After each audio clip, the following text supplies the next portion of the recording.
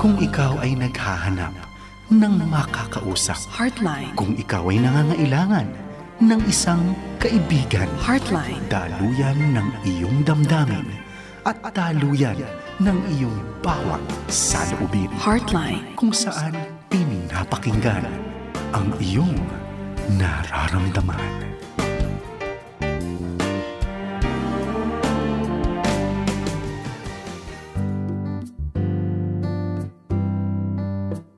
Muli, isang magandang gabi sa inyong lahat mga kaagapay.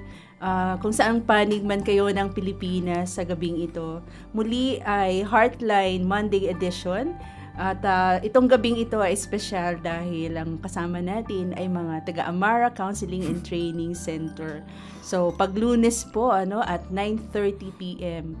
ay Heartline Monday edition na yan. So, siguro po ang iba sa inyo ay nasa inyong mga bahay, natabala sa mga gawaing bahay, lalo na yung mga nanay, na nag-tune in, mga suki natin, mga kaagapay na laging naghihintay pag ganitong oras ng gabi, pag Lunes, At maaring iba po ay nasa labas, na traffic ba yan or pauwi pa lamang. Yung iba naman po ay papasok pa lamang sa kanilang mga trabaho. At kung ano pa man yung ginagawa ninyo, sana po ay samahan nyo kami sa susunod na 1.5 oras ng pakikinig sa mga suliranin, mga problema, mga challenges, difficulties ng buhay ng ating mga kaagapay na patuloy na totoong tumututok para humingi ng payo, ganyan, humingi ng advice sa kanilang mga pinagdadaanan at mga problema ng puso.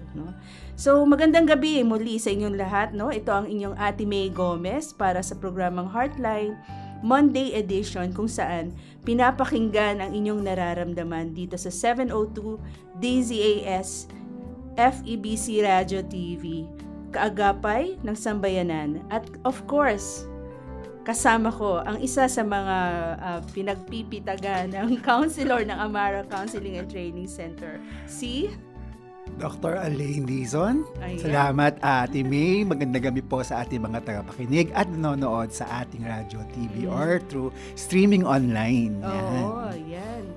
At ngayon ngang gabi, muli, hindi katulad ng mga nakaraang buwan na kami ay napapakinggan nyo lang. Ngayon po ay kitang-kita ninyo kung gano'ng kagwapo yung kasama kong si Doc. May ganun. Salamat. Doc Alain, kamusta ba yung mga previous na counseling sessions mo? Ano ba yung usual na itong, kumbaga yung parang common na encounter mo sa sessions mo?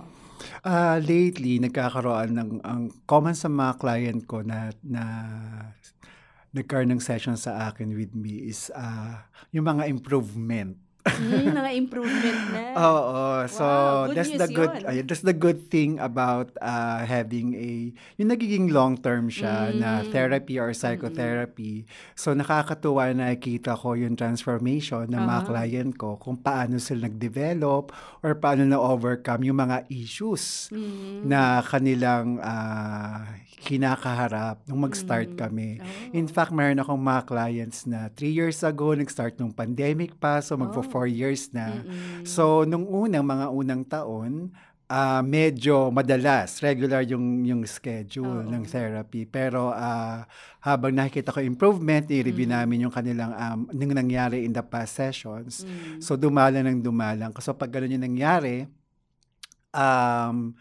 yung nakikita mo improvement, so hindi na kailangan ng ganong kadalas. Okay. Tapos sinashare nila dun sa mga sessions namin na ina-apply nila yung kanilang natutunan. So I chose to share this sa tanong mo na yun because many people, kapag pupunta siya sa atin nagtatanong sa Amara kung ilang session, gaano katagal.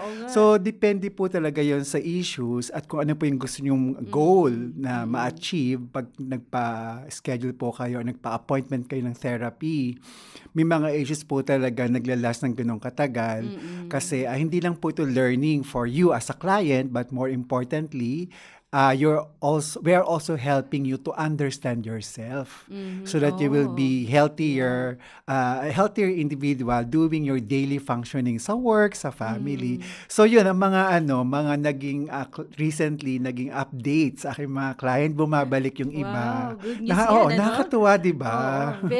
Very inspiring. Yeah, at kung ikaw yung counselor, talagang lalo kang gaganahan sa trabaho. Yes, kasi nakita mo, ay may naitulong pala ako. Kasi minsan, di ba, we tend to question our own ability kapag ilan na kaming beses nagsisession pero hindi mo makita yung improvement. Minsan, bumabalik yung issues nila. So, minsan, ikaw ba nagtatanong ka ba sa'yo mo na, meron ba akong hindi ginagawa or nagagawa ko ba ng tama yung inilapit niya sa akin, yung gano'n. Yeah, totoo yan. Di ba? So, pag mga ganitong, sila mismo ang nagbibigay ng mga, nagsishare ng kanilang improvement, parang sa part natin as counselors and therapists, is like an affirmation and validation ng ating ginagawa. So, nakakataba ng puso. Good, no, na nagagawa mo para so, parang pinaka-reward na natin sa sarili natin, di ba? But then again, it's all about the client and not about us. Exactly. At totoo yan, yung minsan, as tayo, sa tayong mga counselors, yung minsan, dahil marami ng sessions, yung parang dadating yung another session na, eto na naman siya, last time hindi siya, okay na siya Tapos eto na naman, parang emotional roller coaster ba ito, na paulit-ulit lang, bumabalik-balik. But then, yun nga, sabi mo, what is so rewarding is yung talagang magbibigay sa'yo ng progress, ng update, yung client mo, that parang marami na siyang na-figure out sa sarili niya, na iaayos niya. At ang importante talaga lagi, yung bang, na yung client mo, kahit mahirap, she is trying her best na contribute doon sa process. Isa pa yung magandang character ng mga client nagkakaroon ng improvement. Yung willingness to be vulnerable with you, tsaka yung cooperation nila, makikita mo yung commitment nila na they want to get better, to be a better version of themselves. So, nakakatuwa din yun. So, yung malaking factor how mag-i-improve yung isang tao when they submit themselves to counseling and psychotherapy. Okay. At kailangan nila para hindi sayang yung bayad. Well, actually, lang yun for them, sabi nga nung isa kong client na parang, Dok, it's not really the matter of yung fee, is really how you are helping me at sila, paano sila nakakatulong sa ibang tao. Yan. And we don't always get paid. Well, tinawag tayo ng Lord na mga wounded healer, ika nga. So, all for the glory of God. Yes, amen.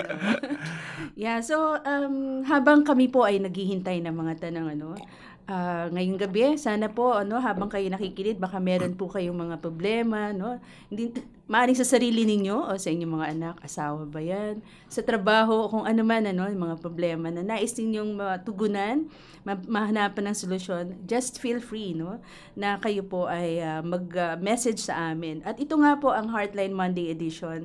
Hatid sa inyo ang 2 oras ng usapang puso at counseling.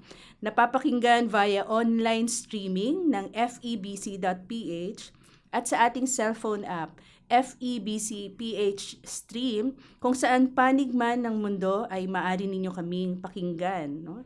At shout out po sa ating mga kasama dyan sa production, si Reggie Villena, lagi nating nami-mention, ang ating RTV team, si Wenmark Balatukan, mga broadcast engineers, at mga nasa Bukawi transmitter site. At para po sa inyong mga counseling concerns, dahil nga po kami ay lagi na lang naghihintay na kayo ay mag-send in para po yung tulong na kailangan ng ating mga kaagapay ay mabigyan natin ng karampatang solusyon or advice. Yan. Magbigay lang ng message ninyo sa ating FB page 702 DZAS Radio TV at pwede rin pong mag-message sa mga numbers na ito. Kung kayo po ay Globe user, ang number po ay 0916-296-6620. At kung kayo naman po ay smart user, ang number ay 0999-223-5671 at 0961-784-9351. Ayan. Alright. So, habang naghihintay tayo ng question, Doc Aline, naalala ko lang na it's already March 18. Parang kalahati na ng buwan. Oo. More than half. More than half na pala, no? At susunod ay second quarter na tayo, di ba? Oo nga, no? Bilis ng Oo. panahon. Naalala ko din, nung last time na nag-meeting tayo, parang pinag-usapan natin yung anniversary ng Amara next year. 10 years. Yeah. Oo, 10 years na tayo. Imagine, 10 years tayo sa ministry na ito. Oo, at nakakailan na kaya tayong kliyente. Since day one, Well, hindi ko na nabilang, pero if we're going to count it, siguro marami-rami na rin. Yeah. And masasabi natin na siguro naman somehow ay malaki rin ang naitulong sa atin as a person, as a professional counselor. Definitely, kasi akala ng mga tao kapag ka therapist ka or counselor ka, you're always okay. But the truth is, kami din po ay nagkaka-receive ng sariling healing, understanding through the issues that our clients are sharing with us during therapy and counseling sessions. Yeah, totoo yan. At yung ating mga clients, hindi lang naman sila mga Christians, no? Yeah, we cater to everyone because inclusive tayo dito eh. Although we are Christian counselors as they call us, we cater po to everyone who is willing to work with us. Yun na naman po ang importante, yung willingness to be helped out by us sa Amara. Ikaw ba, Doc Aline, may nakikita ka bang difference sa mga clients kung siya ay Christian at hindi Christian? Well, yung iba nagsasabi agad as they share about their personal information. Pero makikita mo yung difference hindi dahil doon sa ano yung sinabi. It's how they walk the faith that they are professing. So may mga client na makikita mo talagang they really include their faith, ano yung role ng faith nila, ano yung role ni Lord sa life nila, together with the issues that they are dealing with. Yung iba naman, yes, they mentioned about faith and God. However, kapag nag-share na sila ng stories nila or ng kanilang issues, somehow nawawala sa picture yung faith at saka yung Lord. Okay. So yun ang mga difference na nakikita ko sa kanila. Yeah, pero dun sa gaano ba kadali or kahirap kung Christian or hindi Christian? Let's say, mas madali ba na meron siyang spiritual resources or nagiging hindrance ba minsan na well, it depends siguro how the client sees it. But for us as a counselor, since alam naman ng mga tao na approach natin sa Amara in mental health is holistic, so ibig sabihin hindi lang tayo tumitingin sa physical, emotional, or psychological aspect of the person, but also we include the spiritual aspect. Nung tao. So, holistic nga approach natin. So, it becomes easier for me kapag talagang sinasabi niya yung role ng faith doon sa kanyang pinagdadaanan. So, nagiging mas let's face the truth na mas at home tayo kung they are brother and sister in Christ, di ba?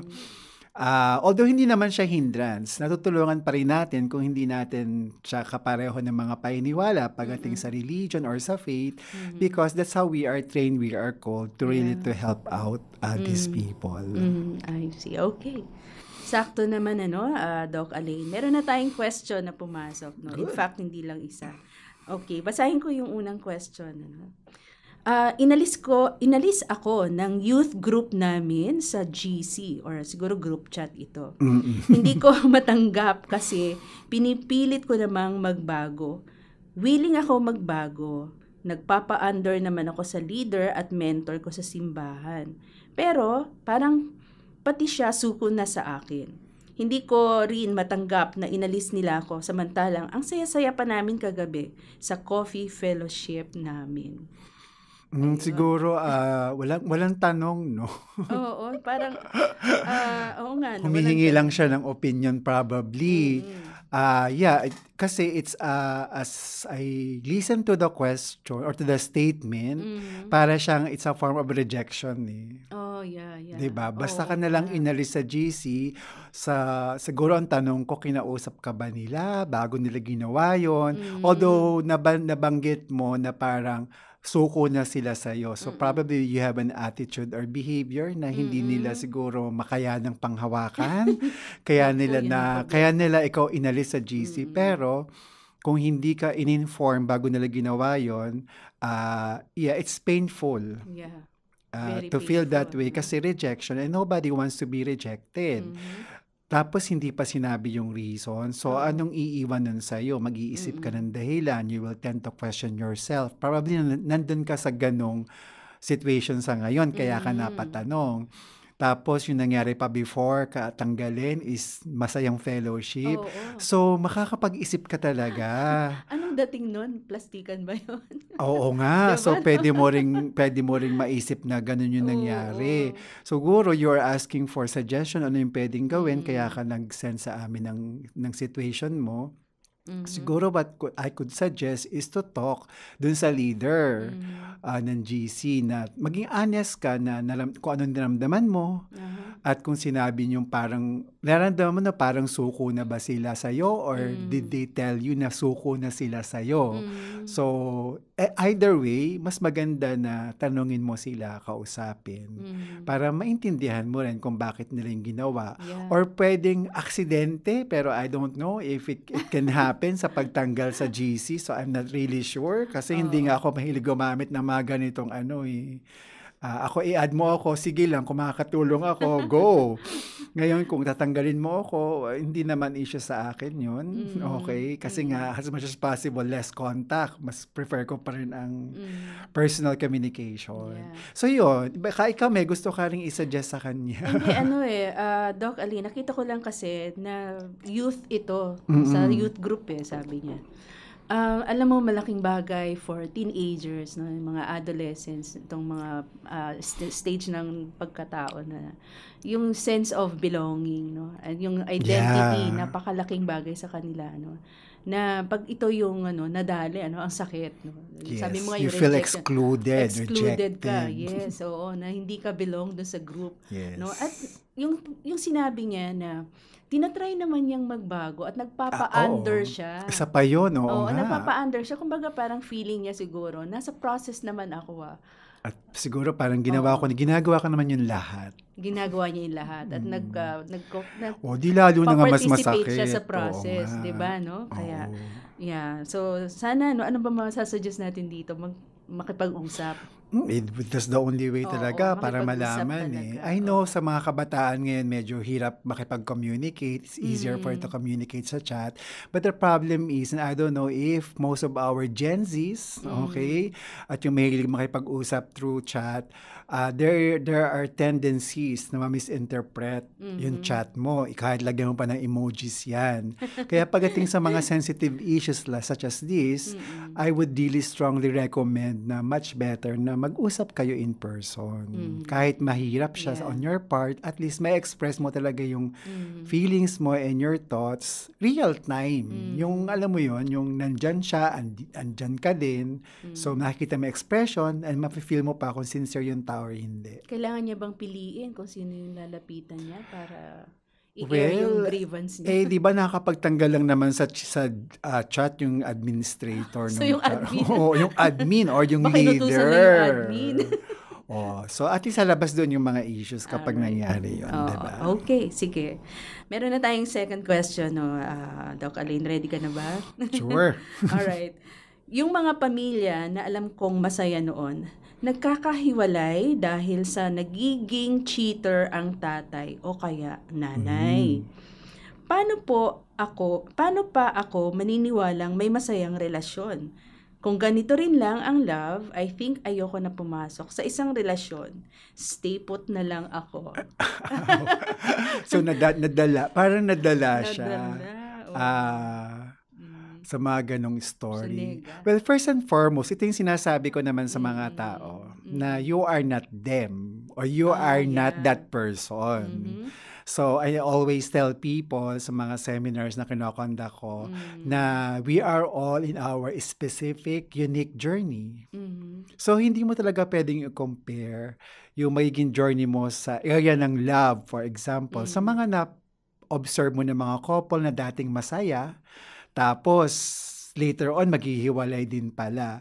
Well, it's their story, not yours. So, you have the decision, the choices that you can make to create your own stories para kung magkarelasyon ka man, papasok siya ng maganda at nasa na yun if you will stay to end in a good relationship or yung happily ever after na tinatawag. So, choice mo yun, nasa tao yun, nasa iyo yun. So, wag mong hayaang mapasok ka ng mga na-observe mo sa ibang tao because you have to remember and remind yourself that you are not them, that you are in your unique individual journey. God has a better plan for your life instead of focusing on what's happening on the people around you. Mag-focus ka sa buhay na pinagkaloob sa'yo ng Panginoon. Baka hindi mo alam, no, na mamimiss out mo isang napakagandang relasyon pala, no? Exactly. Kasi nagpaka-bitter ka sa tawag dito, sa mishap or sa mga kabiguan ng ibang tao. Pero Doc Elaine, may mga times din na, kunyari, yung isang anak, nagkaroon siya ng trauma, na-traumatize siya dahil sa exposure niya sa relationship ng parents niya. Hindi kaya, di ba medyo mahirap yun, ano? Yes, kasi kung sometimes they lose their faith in the relationship, in the family, especially kapag na-witness nila kung paano siya nawala yung ganong magandang relasyon na sa parents niya. Well, the same principle, you are not your parent. Maybe you will be influenced by these factors in your life, but you can make your own story. You can make your own love story, ika nga, na hindi ka pareho ng sa parents mo. Yung iba nga, naririnig ko dahil nakita nila kung paano nasira ang relationship ng parents nila, they made it a point na pag sila na, gagawin nila ang lahat para hindi maging ganon yung relationship nila. So, sana instead na maging discouragement, yung na-witness mong failure in relationships ng parents mo or ng ibang couple, why don't you try the other side of the situation? Why don't you take it as an inspiration or look at it in a positive way? Kasi lahat ng lahat na nangyari sa buhay, whether it's good or bad, there is always another side na hindi natin nakikita.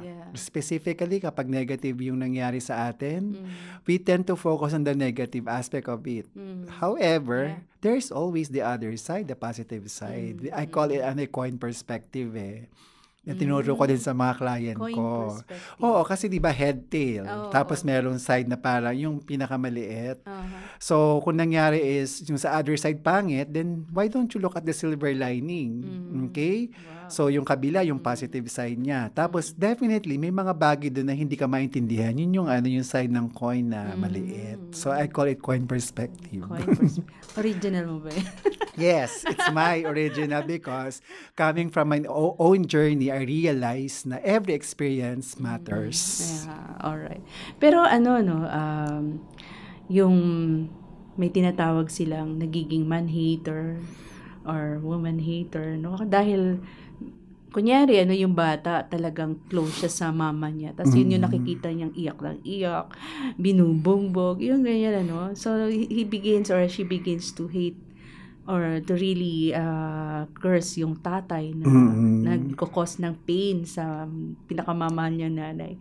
So, minsan parang ang hirap, no, to really just tell the person na you create your own story. Mga hirap, pero siguro, in time, Yung pagiging man-hater or woman-hater, we call it, yun ang isa sa example ng trauma response. Diba nabanggit natin yun sa ating previous session? Kasi nga, trauma kasi ma-witness mo yung parents mo nag-aaway. Tapos verbally abusive pa yung isa or physically abusive. So, it's a trauma for the kid, for the child. And kung naging constant or chronic yung abusive behavior ng father sa mother or vice versa. So doon nagkakaroon ng nabubuo yung response ng bata na ayoko na sa mga lalaki or ayoko na sa mga babae. So it's a trauma response because of the trauma that the child has witnessed. So naging ganun yung perspective niya. So can it be healed? Yes. Kailangan lang tulungan yung bata to understand yung yung na-witness niyang trauma.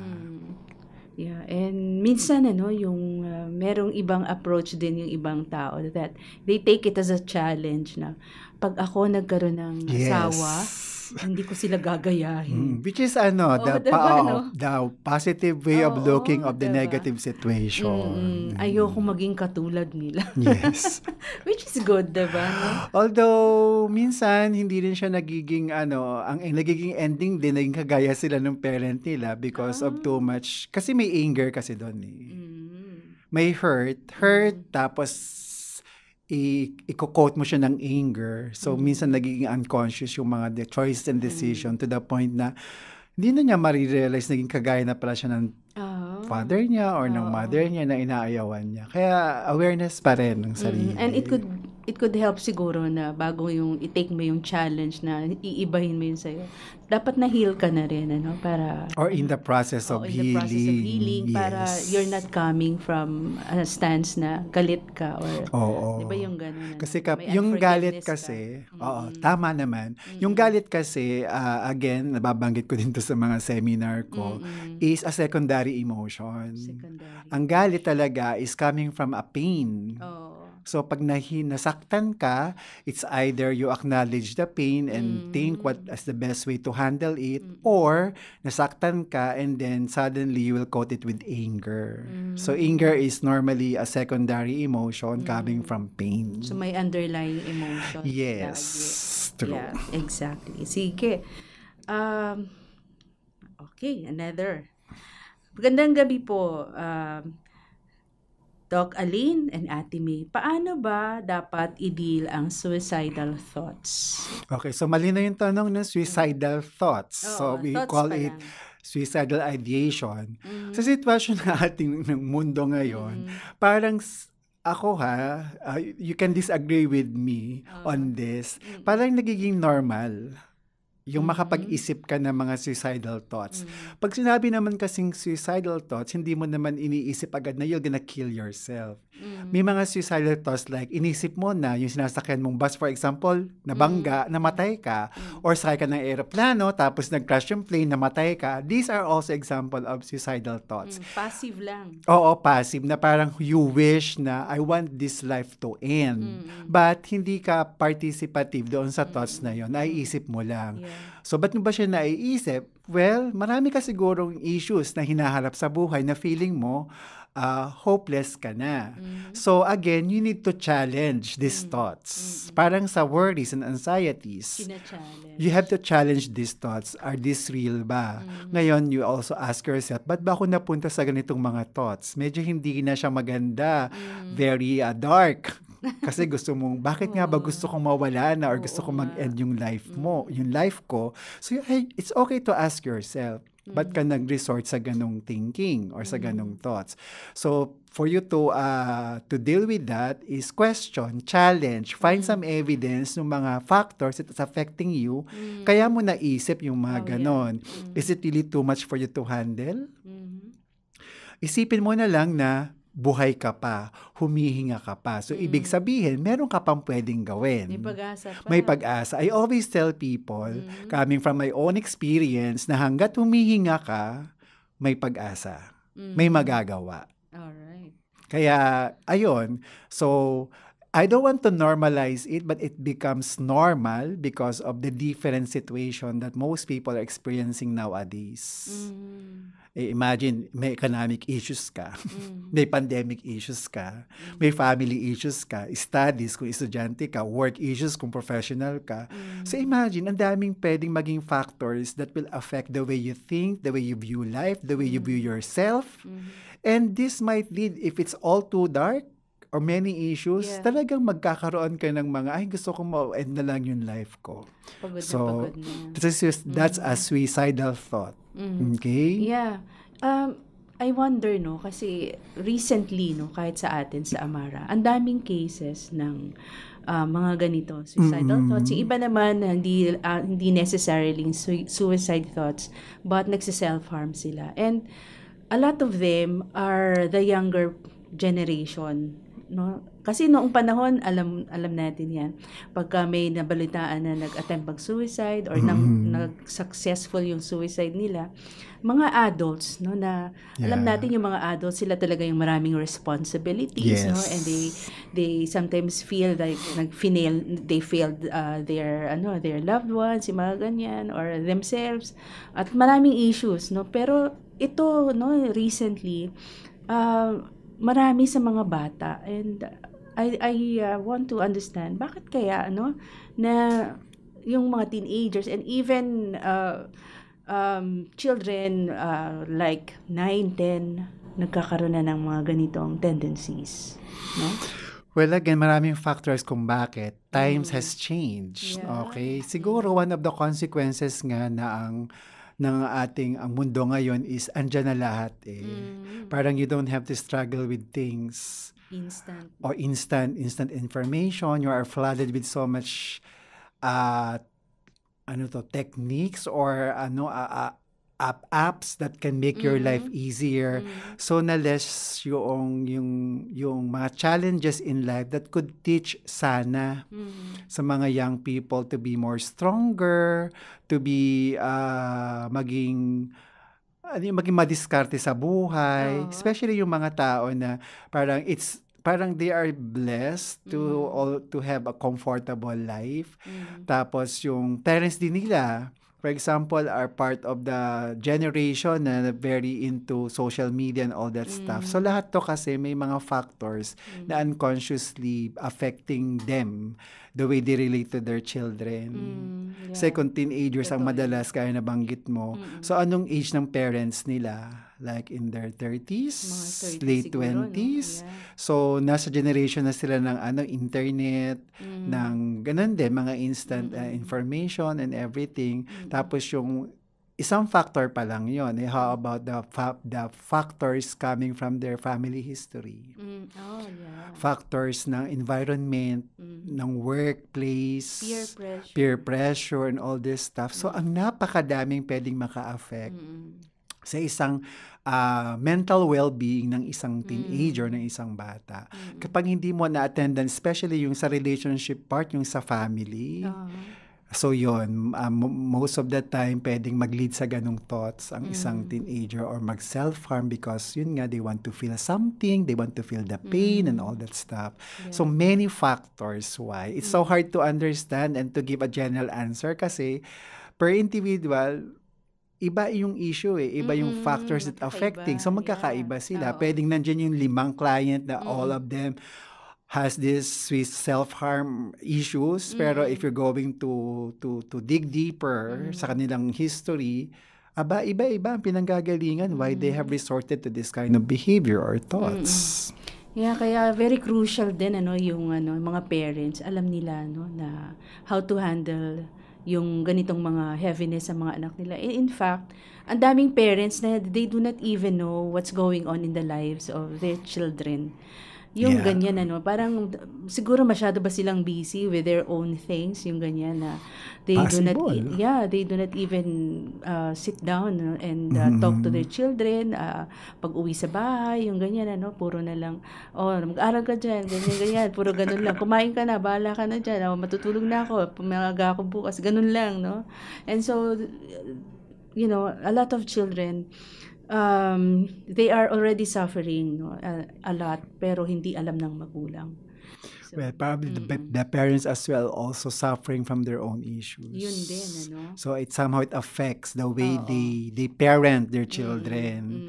So ito yung mga dynamics sa family na hindi natin masyadong binibigyang pansin until it's almost late na nagmamanifest na yung mga issues sa mga bata or sa asawa or sa buong family. So pag may mga ganyan, dapat naagapan. So ito bang mga ganitong suicide, lagi ba tong kailangan ng emergency ba to? Well, ako kasi pag ni-refer sa akin, so agad kong tinatanong, may plano ka ba? Kung paano mo siya gagawin? It's very important to So, ask. is it really a thought lang ba? Or have you thought of how to do it? So, I have to assess yung sense of urgency ba? Meron ba? And then talk about the situation kung bakit niya naisip yun. Yeah.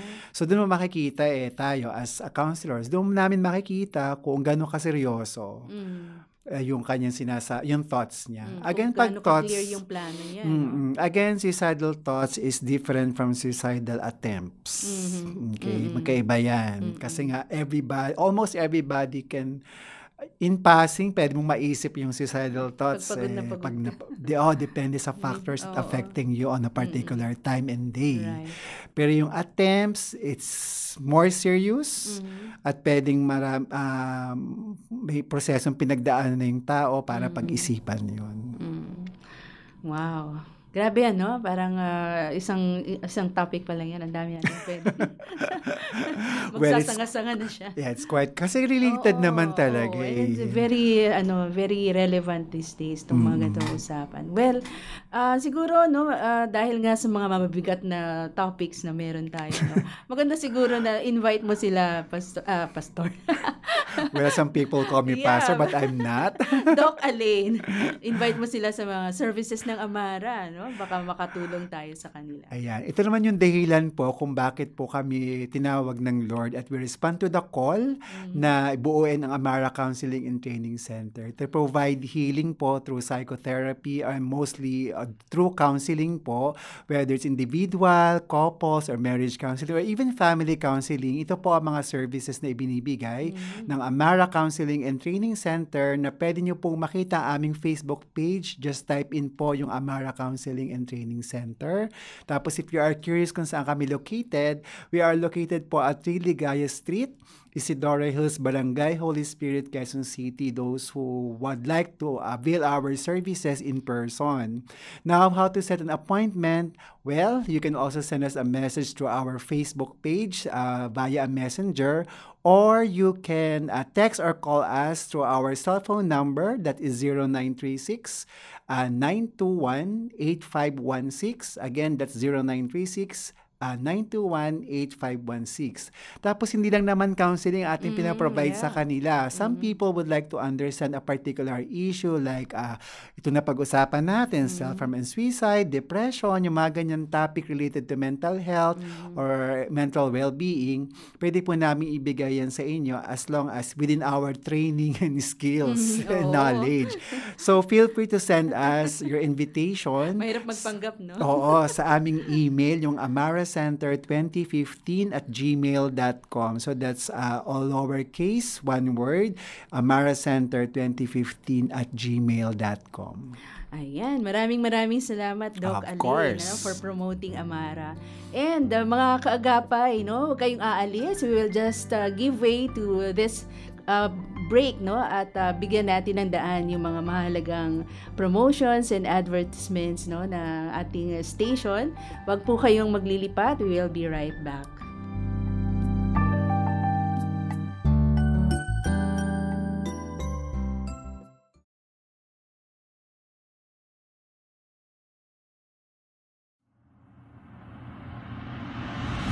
Move on na talaga ako. Ito na talaga. Enough na yung 2 years and 11 months, 3 days, 4 hours, 56 minutes, and 30 seconds na crush ko siya. Endo na girl talaga. For real na to. Hindi ako sure. Bakit ka ganyan? Happy crushing tayo dito, no? Ay, naka, besh. Enough na. From now on, promise, crush ko na siya. Okay? Bes, last year, ganyan rin tono mo eh. Pero ang ending, kinikilig ka pa rin every time nakakausapin ka niya. Uy, sure na ako, best. Support naman, oh. Grabe. As in, wala. Wala na talaga. Period. Hindi ako sure. Hindi talaga ako sure. Remind lang kita, ha. Nawawalan ka ng inspirasyon yan. Na-realize ko lang na masyado kong binibigyan ng atensyon yung feelings ko. Ang sakit kayang maging one-sided love. Ay, wow naman! Pero, totoo yun. Kaya tayo nasasaktan kasi minsan or madalas, choice natin yun. Yun nga eh. Kaya nga, huwag na kasi magmadali. Wala namang karera dito ng relationship, di ba? Walang paunahan. Mas maganda pa rin yung naghintay tayo sa inilaan para sa atin, no? Ang Panginoon pa rin ang magbibigay ng the best para sa atin. Yes naman, girl! Baseball! Yun dapat eh! Yun, move on ako.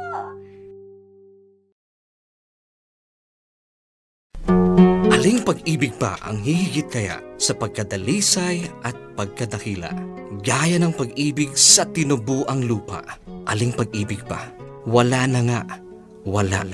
Ang maging tunay na Pilipino sa isip, salita at sa gawa, siyang nakaukit sa aking puso dahil may lalang ang may akda. Paano mo nga ba maipapakita ang pag-ibig mo sa bayan mo? Magbayad ng buwis! Sumunod sa batas trapiko, sumunod sa batas mismo. Igalang mga nakakatanda at mga namumuno sa iyong bansa. Makiisa sa mga gawaing pambansa gaya ng eleksyon. Alagaan ang kalikasan. Magsumikap sa iyong larangan para sa ikaunlad ng bayan.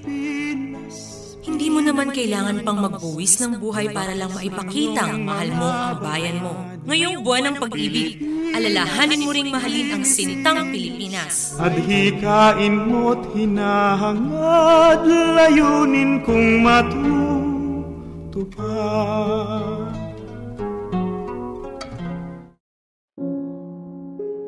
Sobrang daming insecurities ko noon. Sa likod ng mga ngiti, sabi ko sa sarili ko, kailangan long hair para mas maganda.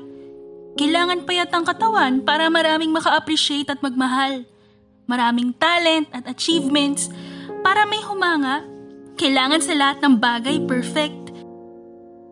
Kailangan ikaw lagi ang piliin. Hindi ka dapat magkamali dahil nakakahiya. Hinahanap ko lagi ang kanilang approval. No space ang rejection sa aking katauhan. Gusto ko laging tanggapin at mahalin. Pansarili ang iniisip. Di ko gets ang sarili pero parang may kulang. Hinahanap ko yung value kung saan-saan. Pero hindi pala dapat sa mundo kinukuha ang kahalagahan. Dahil merong Diyos na dakila ang habag at pagmamahal. Ibinigay niya ang bugtong na anak na si Jesucristo para bayaran at tubusin ang kasalanan ng sanlibutan. Pinili niya ako na magkaroon ng relasyon kay Jesucristo at makasama sa kaharian niya. Batid ko ito kaya isinuko ang buong buhay sa Kanya. Hindi pala ang achievements at ang approval ng tao ang sagot para maramdaman ang kahulugan ng buhay at pagmamahal. Dahil ang lahat ng iyon ay panandalian lamang. Kay Jesus ang aking identity at kakontentuhan. Siya ang tanging kailangan. Siya ang dahilan kaya nabuhay. Siya ang paglilingkuran ko habang buhay.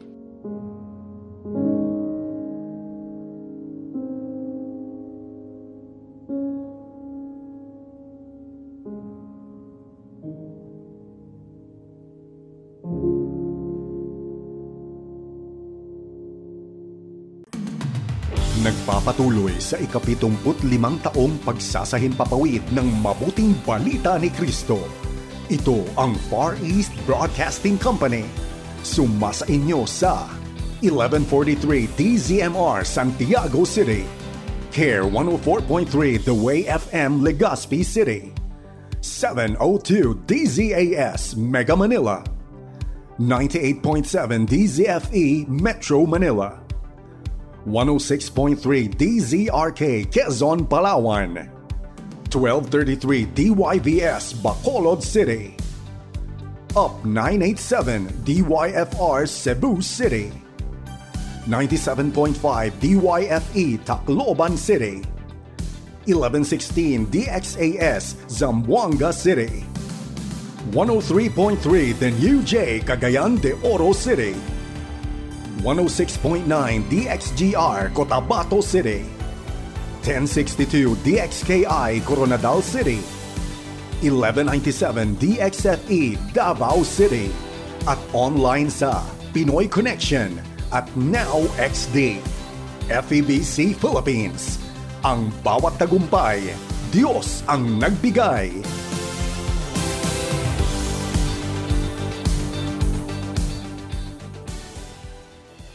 Heartline kung saan pinapakinggan ang iyong nararamdaman.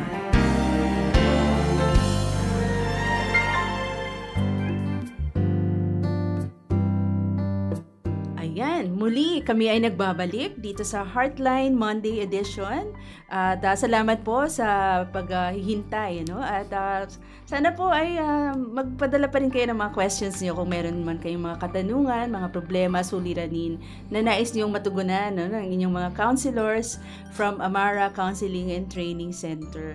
Ayan po, kanina po ay marami na rin pong mga questions na amin pong sinubukang tugunan, at we are waiting for your questions. So, habang kami po ay naghihintay, baka may gusto kang batiin, Doc Aline. Okay, sige. Batiin natin ang ating mga kasamahan sa Amara, ang ating Executive Director, si Miss Rachel De La Cruz, at ang kanyang family kung nakikinig, of course, si Ate Marcia, and si Pastor Archie. Okay? So, yan. If you are tuned in, magandang gabi sa inyo. At yung mga regular kong tagapakinig, pag ako ang nakasalang, si Jill, si Richard, at si Tep-Tep, mga friends ko sa Jesus Flock Gateway Church, sina Pastor Jerome, si Ate Abel, at of course sa JFA, yung school ng church namin kung saan po ako nagsiserve as a volunteer counselor for the students. Wow. So, hi po sa inyo kung kayo nanonood. Magandang gabi. Yung mga teachers dyan na friends ko din. Iba ka-church ko din. At saka, kay Ate Gina if you're there. At saka sa mga student na aking kinikita, every time na nandoon ako. Ayan, magandang gabi sa inyong lahat. Ayan. Binabati ko rin yung aming mga churchmates dyan sa Pleasant Christian Alliance Church sa San Jose del Monte, Bulacan, kung saan ako nag-church. Yung amin pong pastor, si Pastor Kevin, at kanyang wife, si Pastora Shine Caburnay. Yung amin pong mga kasama sa Bible Study Group, yung Ginto couple, si Kuya Ariel at si Ate Lori, si Sister Minda Capisnon, Sister Georgie Sahorda, Sister Ana Padula, si Kuya Balong Anisete, Sister Des Antiporda, at yung mag-ina, si Sister Tita, at saka Sister Kat Ponce. Ayan. Hello po sa inyong lahat. And of course, binabati ko rin si Sir June Alendogan. Yan. Na-meet ko recently sa seminar na kinandak namin dyan sa Montalban. Binabati ko rin si Pastor Ted Armamento and yung kanyang magandang wife, si Sister Pastora Lani Armamento ng Muzon Christian Alliance Church dyan sa San Jose del Monte, Bulacan. And lahat ng leaders nila, including po yung Palmes family, si Kuya Bernie, si Ate Malu, at si Paul, yung kanilang anak. And also, gusto ko rin batiin, at nagpapabati sila Pastor Chito at si Pastor Miriam Arribas ng Mabalacat, Pampanga. Ang church name nila ay Maranatha Bible Study Groups Incorporated, na nag-hold din kami ng couples night diyan sa kanila weeks ago. Hello po sa inyong lahat. Ayan, maraming salamat po na kayo din ay pagka free sila, nakikinig talaga sila pag Monday na ganitong oras na Heartline kasama ang Amara Counseling and Training Center. Ayan. Sige, so siguro basahin na natin itong dumating na question, Doc Aline, Archie, sana sasabihin ko. Nami-miss natin si Archie. Oo, nami-miss natin yung makulit nating kasama. Sige. Ito yung kanyang dinudulog. Hi po, tanong ko lang kung ano advice ninyo. Paano magtitiwala sa Diyos kung lahat ng nasa paligid mo nagbibigay ng pasakit sa'yo? Okay, so dapat to sa pastor, no? Oo nga. But it's a good thing that we're able also to study this during our training sa sa Asian Theological Seminary. Because this one, course na talagang na-enjoy ko na kung talaga ang Diyos ay pag-ibig at mahal niya ang mga tao, bakit hinahayaan niya na maghirap at magdusa ikaw at ang mga tao sa paligid mo? So that makes hard for some people to really trust the Lord and have faith Okay? So ako hindi ko naman naging problema 'yon, pero it confused me also before when I was young. Oh yeah. Pero nung ako mismo nagkaroon ng encounter of my own challenges in life, yung suffering, in fact, I almost died twice. Okay? So yung isa medyo madali, emotionally challenging, yung isa naman is physically challenging. Okay? So doon ko nakita yung kamay ng Diyos. Naintindihan ko ba kung ba't niya hinahayaan mangyari? Completely hindi. Kaya nga siya tinawag na panampalataya or faith. Kasi God has created us to all for His honor and glory, diba? We are created after His image.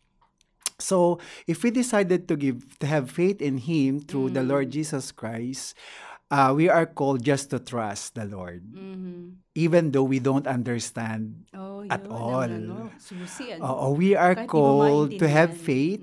We are not called to understand everything. Kasi if you understand everything, asan yung faith doon? Paano mo siya exercise, 'di ba? So, advice sa'yo, paano magtitiwala sa Diyos? Well, kung naniniwala ka na ginawa ka niya, siya ang nagmamay-ari sa'yo, naniniwala ka na ginawa ka niya after His image, I think it's only makes sense na mabuhay ka rin para sa Kanya. Kahit alam mong mahirap, kahit alam mong sa paligid mo mga nawi-witness ka na ang hirap, bakit hinahayaan ng Lord na maraming mahirap or may namamatay, yung mga ganon, talagang totally hindi natin siya maiintindihan. Pero through suffering, we will be able to understand His character.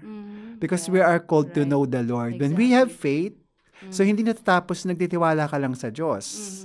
Kailangan din, you will be responsible to seek His face, to seek His kingdom first, so that you'll be able to understand yung purpose niya sa life mo. Even the purpose of suffering na pinagdadaanan mo. Doon ko nakita yung value ng suffering sa life natin because even the Lord or God Himself suffered for us. Oo. Imagine ito na lang, imagine mo sa atin nagtanong kung ang Diyos nga hindi niya kailangan gawin na mamatay ang anak niya para sa kasalanan ng mundo, ginawa niya kasi gano'n niya tayo kamahal. At naghirap siya sa cross. And if you will be able to understand how painful it is to die in humiliation and in the cross, kung na-witness mo ang mga movies about Jesus Christ tuwing Lenten season, ayan, magla-Lenten season na. So, yung kay Mel Gibson, best time for you to reflect. Bakit nga ba may Lenten season? Bakit may Monday, Thursday, Good Friday, Black Saturday, hanggang sa Resurrection Sunday? So ito, magandang pag-timing yung tanong mo. Pwede mo pag-nilayan ngayong mahal na araw para mabigyan mo ng chance ang sarili mo na magtiwala talaga sa Panginoon sa kabila ng mga kaguluhan, pasakit na iyong nawi-witness around you. Yeah. Well, alam mo, Doc, Alina, I could just imagine itong nag-send nito, question na ito, na sabi niya, paano pa magtitiwala? It could be that itong taong to, marami na siyang pinagdaan na trinay niyang magtiwala again and again and again, just to find himself suffering again from another siguro experience na painful, na betray ba siya, or na reject ba siya, na abandon ba siya, or na neglect siya, yung ganun ba.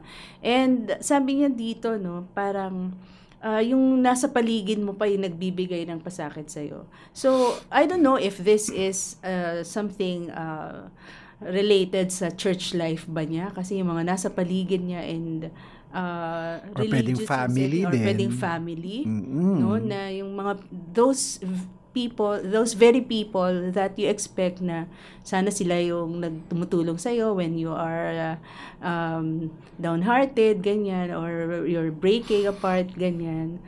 Pero sabi niya, parang sila pa, sila pa yung pasakit, ganyan. Kaya I really just empathize with this person.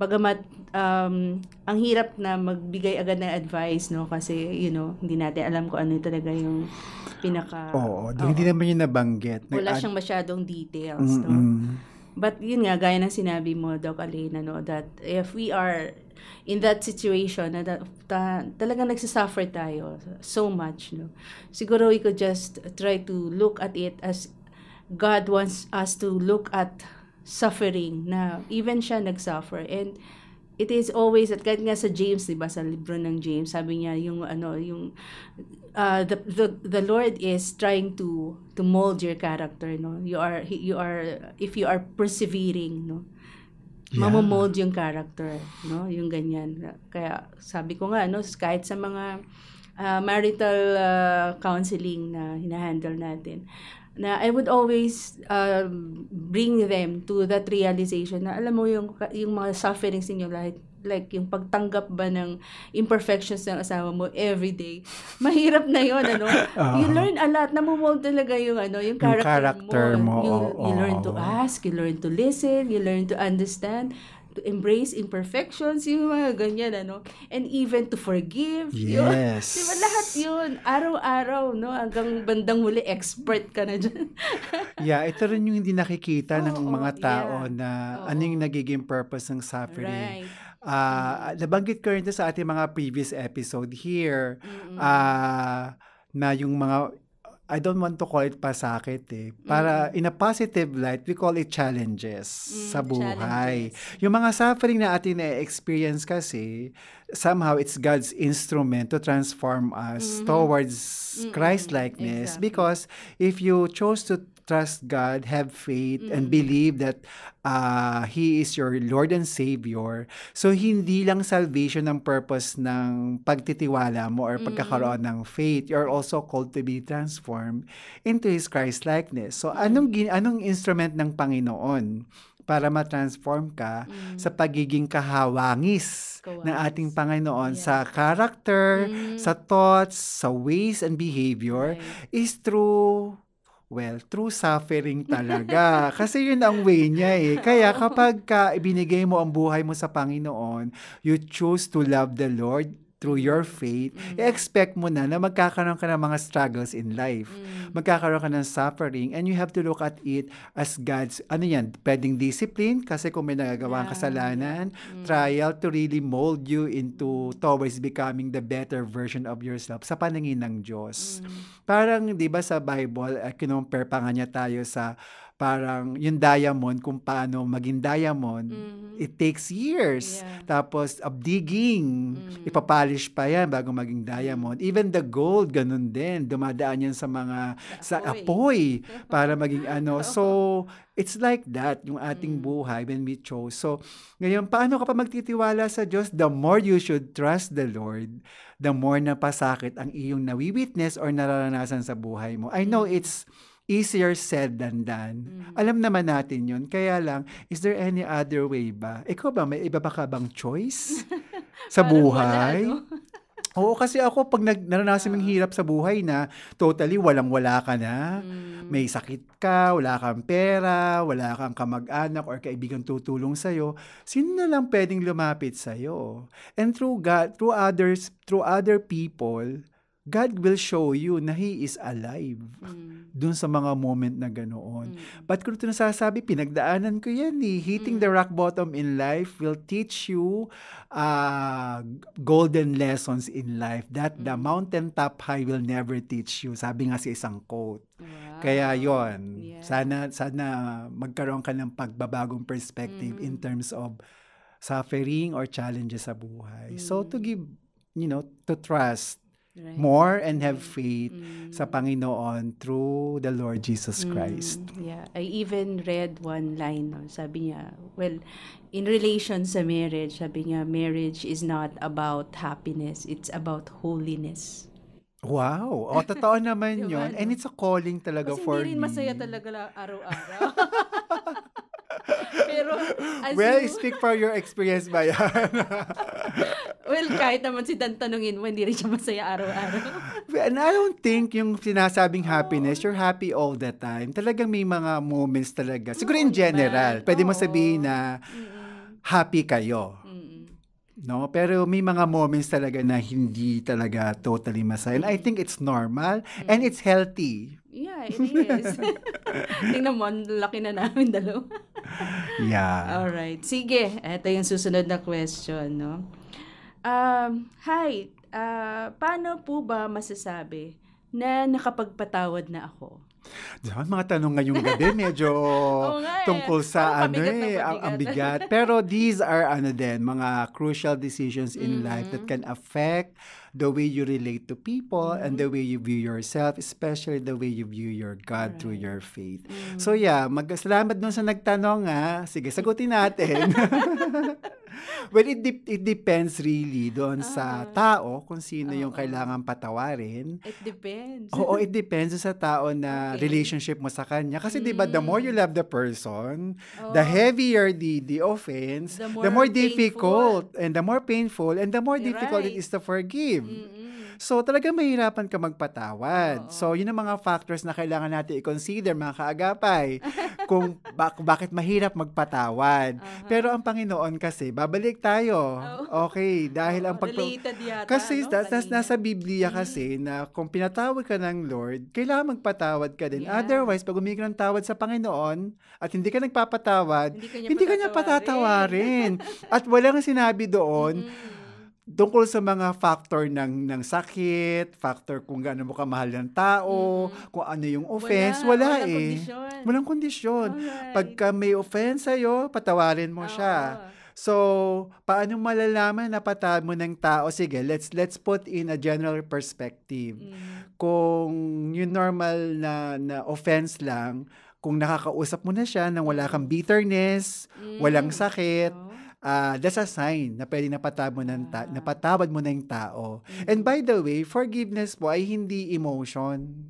Parang love yan. Napag-usapan natin mga two episodes ago. Okay.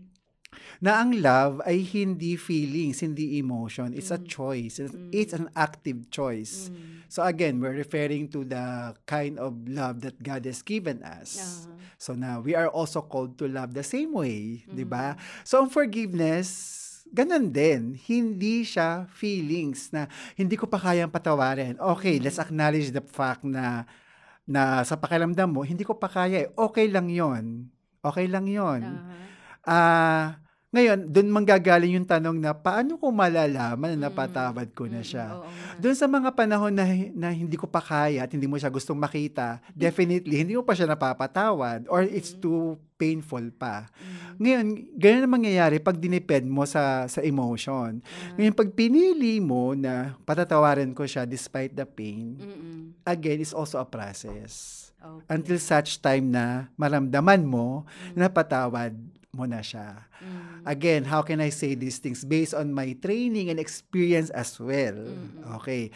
I was betrayed by a very good friend. For example, naging close kami sa isang ministry work at may mga struggle ako bilang taga-sunod ni Lord. May brokenness din naman tayo na dinidil sa atin ng Panginoon at ako sa sarili ko. So ako, I pour out myself to this person. So naging close kami. Talagang lahat ng tiwala andoon. Buong buo. Na even my worst, I can tell to this person. So as time passed by, nagkaroon ng magandang development sa work namin together. So nagkaroon kami nahiwalay siya, for example sa akin, tumaas siya ng position. Tapos, kasi ako mas mataas na yung position ko before. Okay, so hindi ko alam na noong ma-promote na siya, hindi ko alam kung ano ba to, saan gagaling yung kanyang behavior na yon. Only to find out kasi na may boss kami, isa sa abroad, kasi working in an international organization. I found out na those things that I have shared with her, parang she used against me. Parang hindi ko alam kung ano bang ginawa ko. Or siguro may mga request siya before na hindi ko napagbigyan because I prioritize my work yung work ko talaga. Yung mga request naman sa area niya, hindi ko siya kasi priority. Siguro, let's start yun doon. So, hindi ko alam kasi when I tried to talk about it with her, ayaw niyang pag-usapan eh. So, only to find out nga na gano'n. So, ang sakit. Kasi parang I considered her as talagang sister, friend na talagang super close. In trust and doon. Only to find out na, what? puro kasinungalingan yung binanggit niya sa boss ko. So, sobrang sakit noon. Betrayal of trust talaga. So, it took me talaga a year or more bago ko siya napatawad completely. At ako ay nagpapasalamat din kay Lord na tinuro niya sa akin yung talagang proseso ng pagpapatawad. So, hanggang nagkita kami after a year siguro. Tapos, sabi ko, ano ba yung pakiramdam ko noon? Inassess ko yung sarili ko. Kaya ko na ba siya, napatawad ko na ba siya?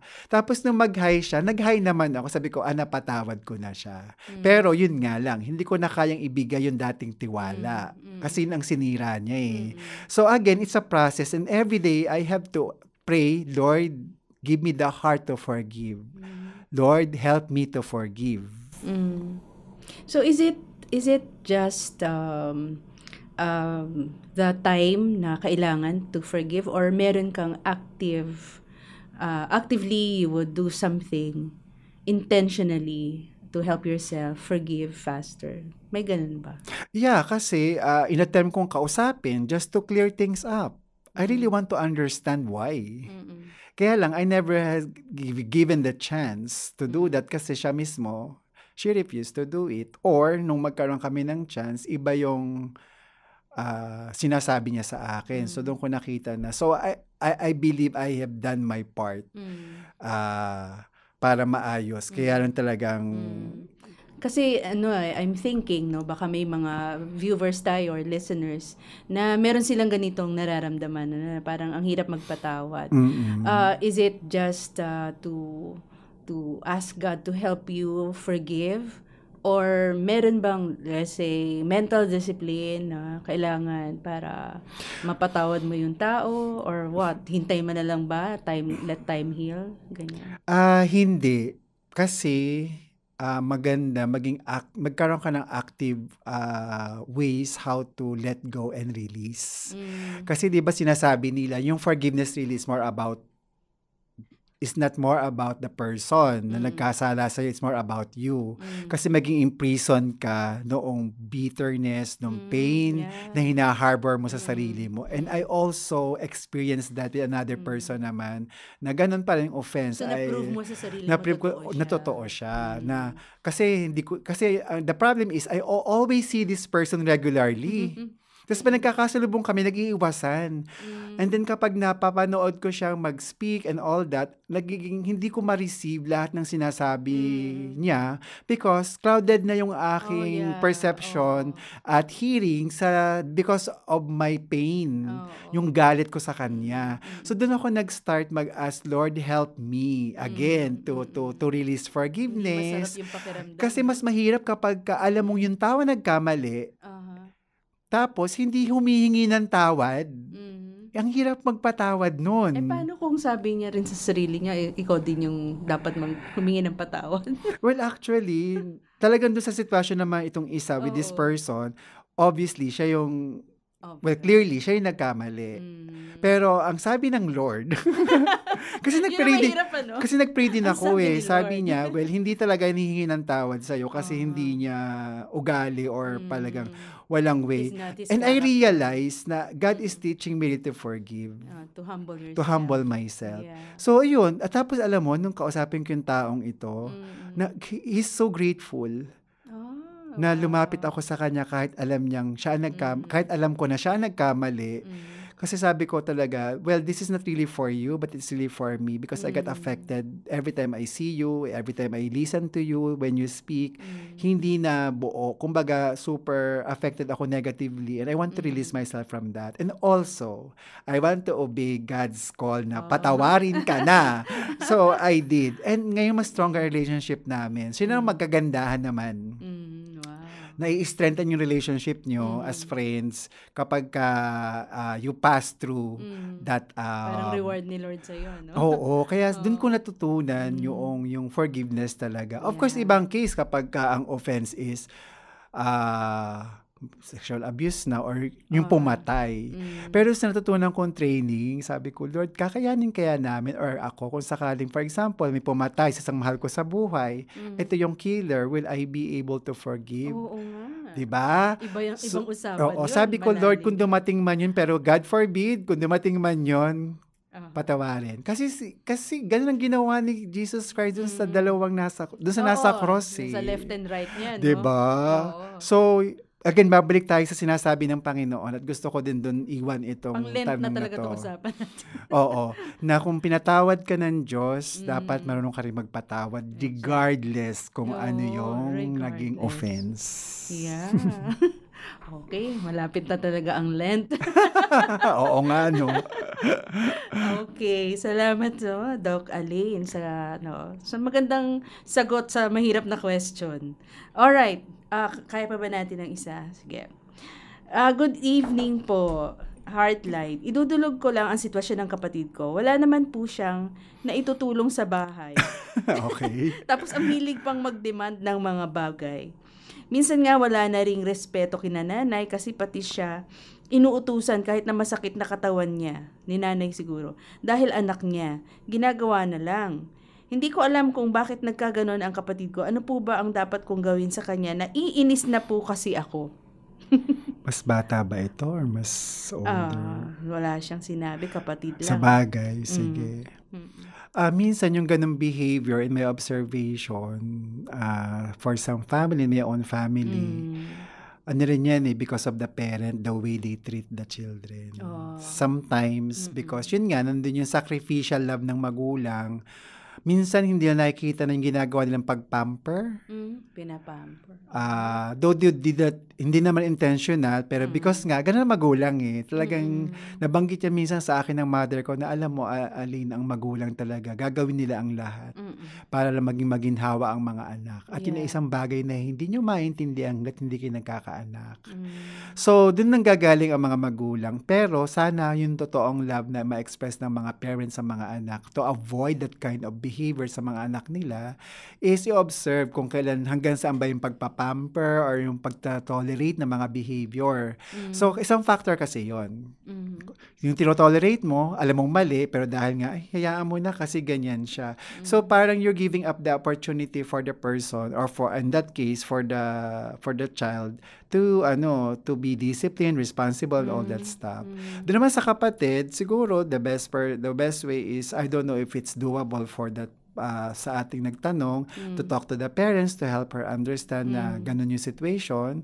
Tapos intindihin din at tanongin yung kapatid na bakit ganoon yung kanyang behavior. Again, communication.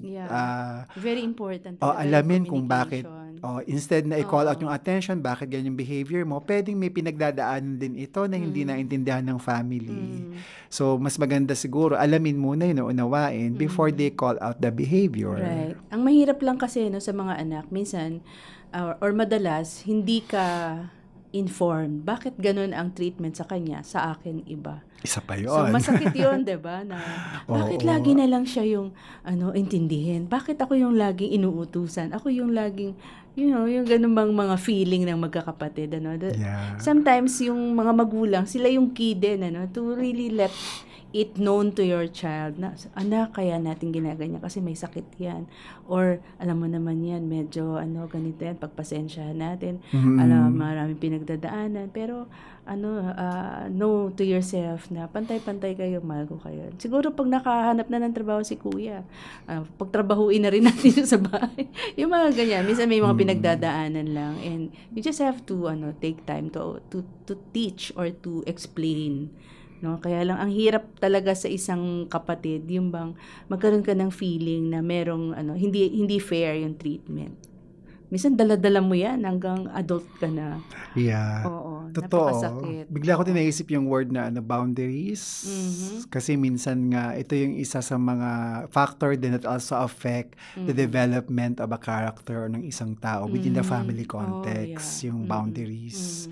Kung hanggang saan ba dapat mo i-allow na ganito yung behavior ng bata or ng anak. Dapat may kasi may limitation din. Yun nga, to teach responsibility and discipline din. Kasi kasi ito yung mga bagay na maiiwan mo sa mga anak mo kung magulang ka, to teach them how to become, a better citizen outside. Kasi nanggagaling talaga yung sa family yung mga ganon. So dapat siguro dun sa nagtanong sa atin is yun nga, if you can, hopefully you were able to talk kung saan nanggagaling yung kapatid, bakit ganun yung behavior niya before you call out. Kasi kapag tayo, kahit naman sino, hindi mo gugustuhin call out yung behavior mo, yung attitude mo, di ba? Ikaw na nakakaalam, ba't ganun ka? Di ba? Or minsan hindi ka rin conscious. So you need someone to process your thoughts, your feelings. Yeah, seek help. All right. Sige.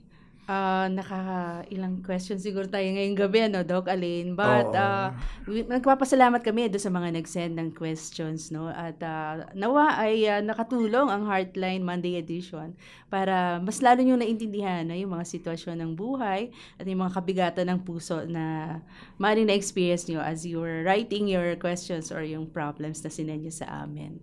So, it would be good, to really conclude this evening with a prayer. Sige, manalangin po tayo.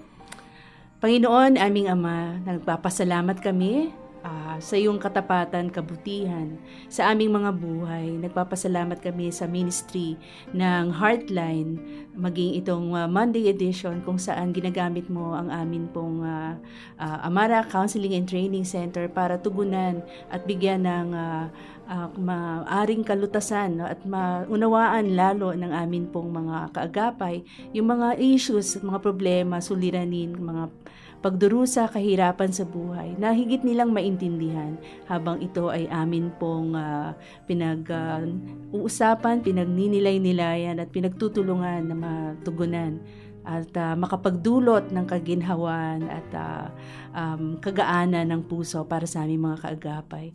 Maraming salamat, Panginoon, sa kabuuan ng gabing ito.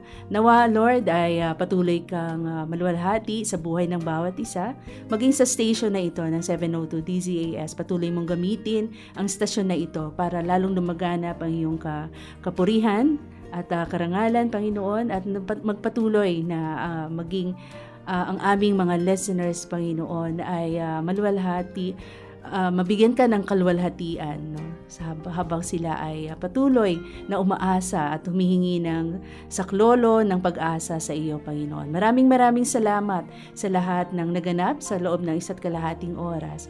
Muli, Panginoon, ikaw ay binibigyan namin ng pinakamataas na parangal sa pangalan ni Jesus. Amen. Amen.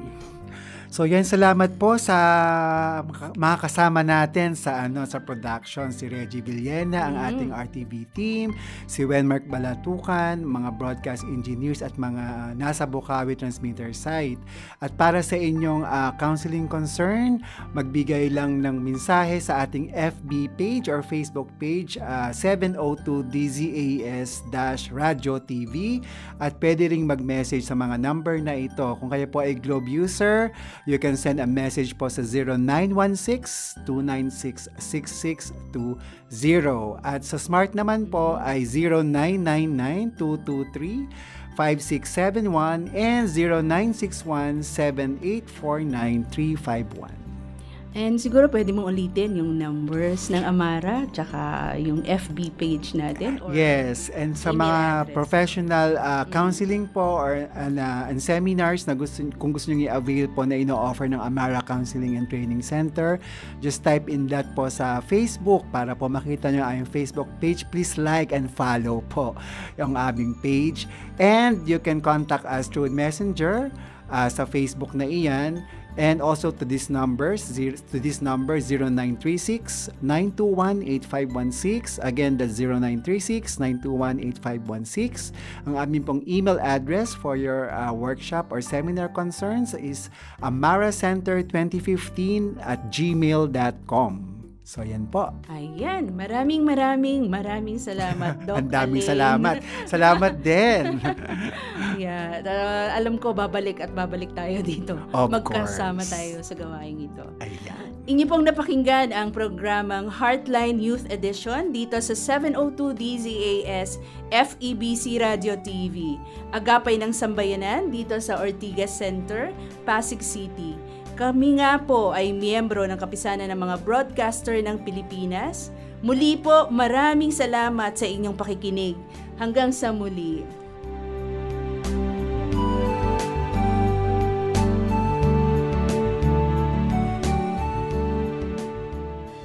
Heartline, kung saan pinapakinggan ang iyong nararamdaman.